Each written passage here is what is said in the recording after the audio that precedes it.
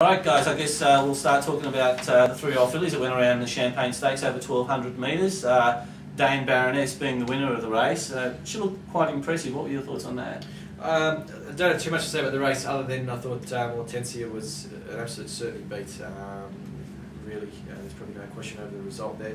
And I guess if I had anything further to add to that, it would be that she's probably further franked the form of Time Thief, having run behind him at her last start. A bit of a fan of Time Thief. I guess no genius to probably work that one out, but I thought his run the other day was huge, and she's further franked that for him leading into a Caulfield Guineas. So I think, yeah, Hortensia is probably the talking point out of the race.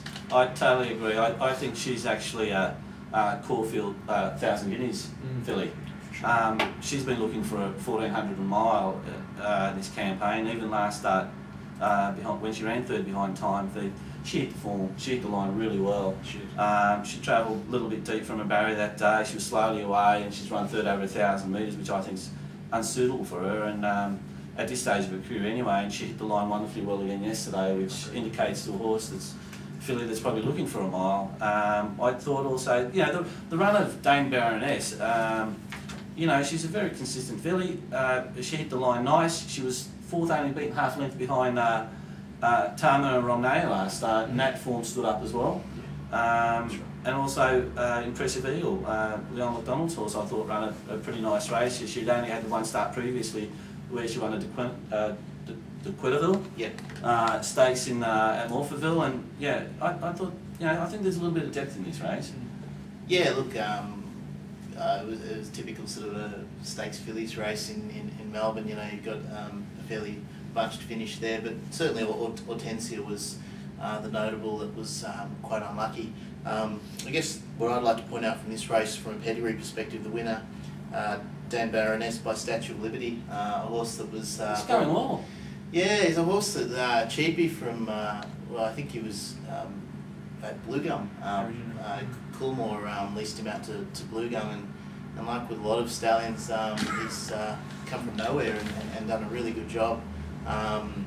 Unfortunately, the horse hasn't been brought back, which can be a bit of an issue with some of these stallions from overseas. It's like when they do well over there, well, they don't come back here to Australia, and if they do poorly, well, don't you think these big conglomerates like Coolmore, I mean, they're easy to sack a horse too sometimes, don't you think? Like, I mean, why wasn't he given the more opportunity here in Australia? Didn't even get he was leased. So. Yeah, I know, but you know, look, I think it's a difficult one for breeders because obviously breeders go into these things with high hopes, and you know, when stallions don't return, it makes their opportunities of a return at the sales very hard. It does. It makes even getting into the sales quite hard. So. So therefore, these mob that bring them out and stand at the start really should be doing the breeders a favour by keeping them here at least for 2 or 3 seasons. Well, I mean, I think that it's not really their responsibility to do that. I think the breeders have to be aware that if they use those types of stallions, there is a chance that they won't come back. So again, that kind of pushes you more towards the colonial horses, or horses which are owned. Do you think breeders are aware that they're not coming back? No, I don't. Well, that's what I'm saying. I think, well, but that's really something where breeders have to learn, unfortunately.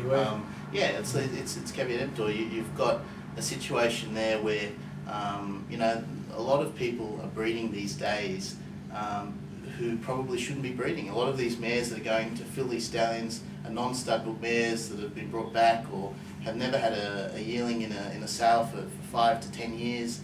But they're just being used to fill stallions. So that's irrespective though. The stallion's done a terrific job, I thought. It's not his first stakes winner.